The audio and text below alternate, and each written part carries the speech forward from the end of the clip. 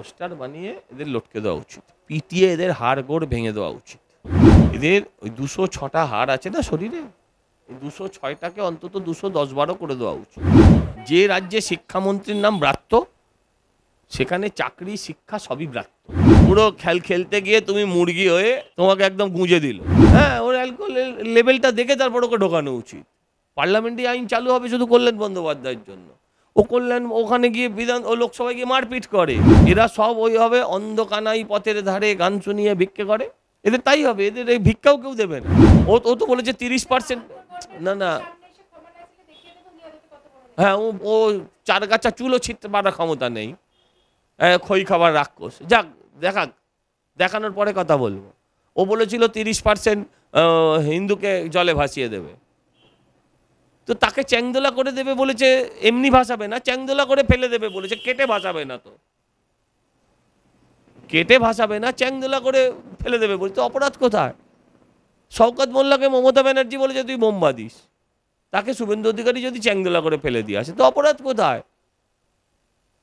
আরাবুল ইসলাম jug ছুঁড়ে মারে শিক্ষিকাকে, তাকে যদি কেউ চ্যাংদোলা করে ফেলে দিয়ে আসে, অপরাধ কোথায়?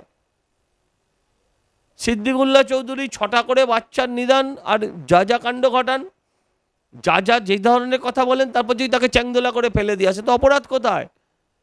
হিন্দু গর্ভে জন্মগ্রহণ করা আমাদের দুর্ভাগ্যের কথা যারা বলেন, তাদেরকে যদি কেউ হিন্দু গর্ভে জন্মগ্রহণ করা একটি সুসন্তান যদি তাকে চ্যাংদোলা করে ছুঁড়ে ফেলে দিয়ে আসে, তো অপরাধ কোথায়? কোথাও তো অপরাধ আপনি দেখাতে পারবেন? আমার চোখে রাম মন্দির আলাদা ইস্যু, আর যারা আজাদ কাশ্মীরের পোস্টার দিচ্ছে তাদের আলাদা ইস্যু। এদেরকে ওই পোস্টারের পাশে পোস্টার বানিয়ে লটকে দেওয়া উচিত ছিল। পেরেক দিয়ে পোস্টার বানিয়ে এদের লটকে দেওয়া উচিত, পিটিয়ে এদের হাড় গোড় ভেঙে দেওয়া উচিত। দুটো তো একই সমগোত্রীয়, দুটোই সমগোত্রীয়। এদের ওই 206টা হাড় আছে না শরীরে, এই 206টাকে অন্তত 210-12 করে দেওয়া উচিত। এটা পশ্চিমবঙ্গেই সম্ভব।